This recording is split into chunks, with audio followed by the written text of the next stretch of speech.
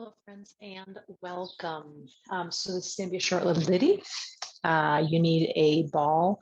Tennis ball will work if you don't have a fancy, rad roller or yoga tune-up ball or the various, brands that are out there. But something that's got a little bit of give, but also has a little bit of firmness, somewhere in between. Melt balls would work. And we're just going to go ahead and start to do a little bit of rolling up. We were working last week with the upper back, the neck, the jaw. So we're going to work in that realm. Right about where your earlobe comes into your face and connects, that's about where your jaw connects, right? So you're going to bring that ball somewhere in that realm. And of course, with everything I say today, you're going to adjust it to your body. I have generalities that speaking, right? You're going to know what feels right in your body. So I like to brace my hand. I'm on my knee, you can't kind of see that. And I give myself a little bit of a structure so that I don't stress my arm out trying to do this. And I just bring that ball up in that general area. And I'm just going to try to soften my jaw and roll that area out. You might not be getting great vocal quality since I'm between the microphone and my mouth, but you can move it around. It doesn't have to stay in that area. You can stay there with a one point of pressure, right? You could put your hand and roll in a circle. You could just move from point to point and kind of move the ball. Again, there is no right or wrong with this stuff. Just work on that jawline. And then you're going to do that same thing on the other side.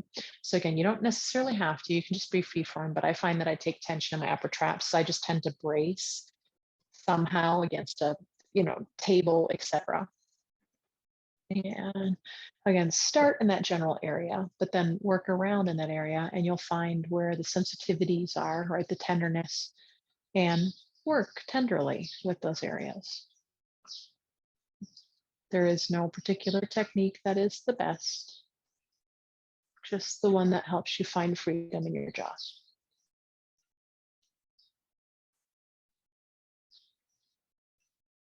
I know this stuff and I know how much this helps me, and I've been doing a lot of jaw clenching lately, but I still don't pick these things up and do this nearly as much as I wish I would.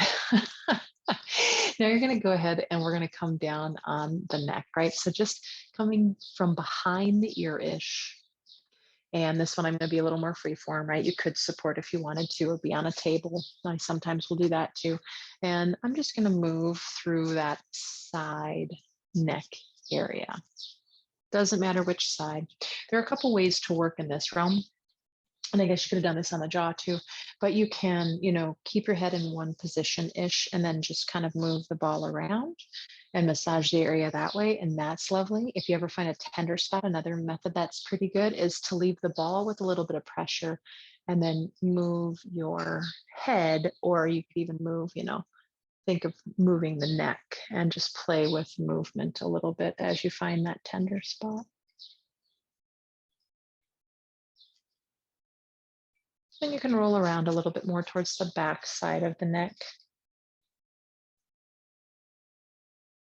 And again, you can move the head and keep the ball still. You can move the ball, keeping the head still, or some variation thereof. Whatever feels like it's helping you find your spots. And then I'm just going to go on the other side of my spinal column. I personally don't love to be on my spinal column. I don't find that comfortable at all, or that effective. There aren't many muscles there, right? And then I'm on now the other side, back of my neck. So I'm just going to kind of work in a semicircle around my neck area.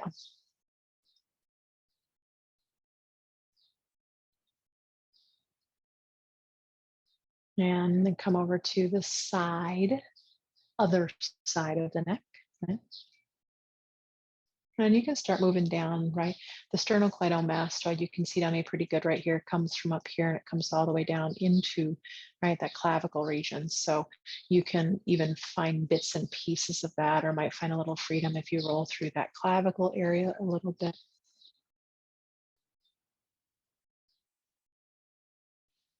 Now, there are two pressure points you're going to get in the occiput. That's where your skull and your neck connect, right?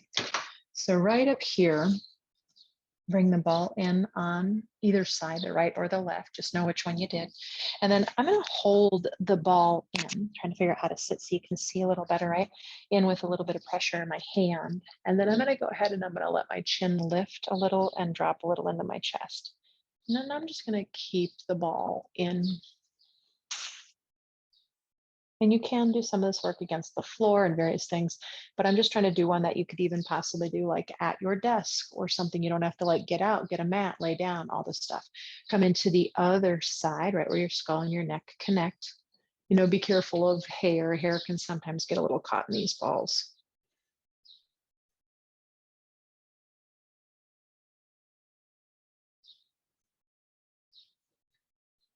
And go ahead and release that. We're going to do one more little area on the neck here, and that's moving through this front. Now, if it feels like it's too much to use the ball, you can simply use your hands and a little bit of pressure from your fingers or your hands, but you're going to go ahead and use either the hands for the first part, right? And you're going to pin in at the clavicle, right? So I'm going to hold my hand up there and I'm literally going to kind of pin and pull this down just a little bit. I'm already feeling that, not intensely, but whew, it's there, right? Through this area of my neck. So you can just simply hold with the ball or your hand, whatever feels the most effective, and just start to roll the chin around a little bit, the head a little up and back. And again, the idea being we're trying to stretch out this front side of the neck, which often gets shortened from being in that rounded position. I'm finding a little more with my hand instead of the ball today. And then when you get to that spot, right, where you're feeling the tenderest, I'll say, go ahead and let your jaw open and close.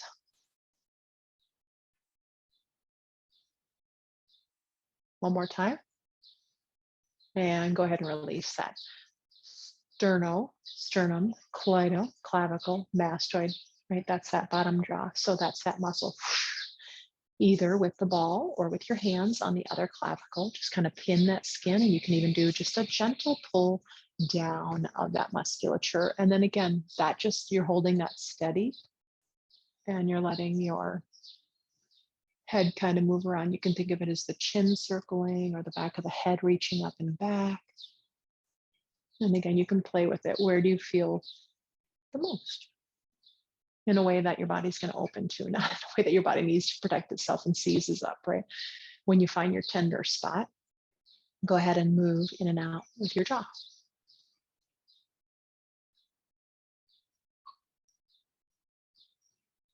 And then come on back to center, release the ball down, sit in upright posture, whatever that is for you, where you are right now, right?